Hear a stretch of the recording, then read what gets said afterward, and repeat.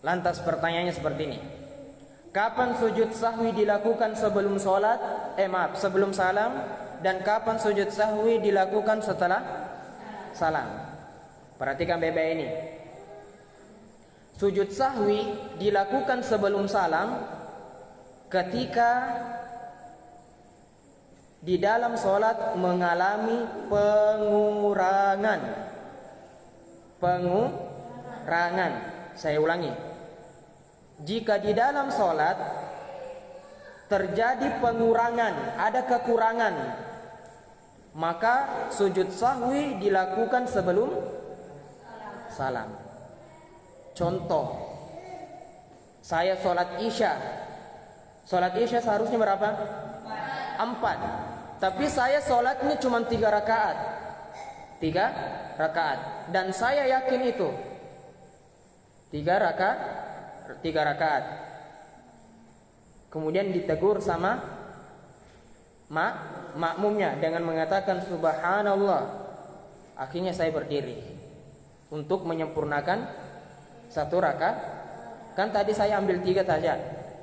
Nah, saya sempurnakan 1 rakaat.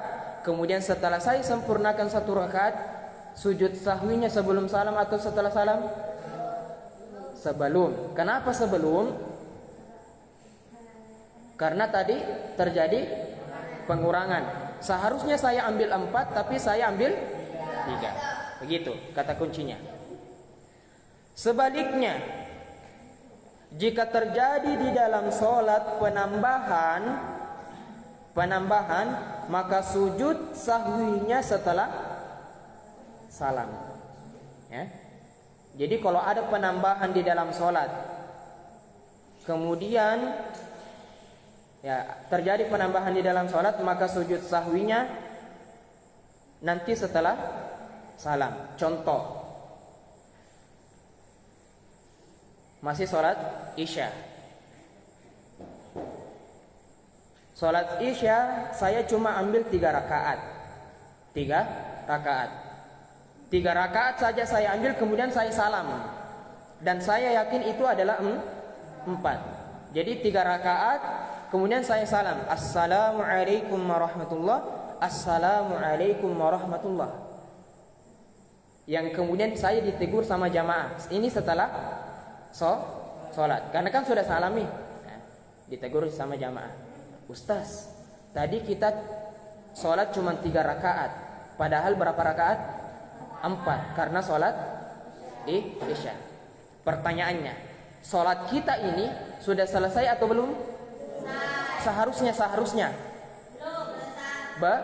belum, karena masih 3. Artinya masih ada 1 rakaat yang kita lupa. Sementara terjadi pembicaraan, ini kan belum selesai sholat ya seharusnya. Kemudian terjadi bicara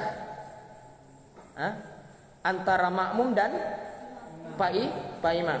Ada terjadi pembicaraan di tengah-tengah sholat. Dan maka setelah itu saya ditegur selaku imam, kemudian saya bangkit 1 rakaat. Rakaat.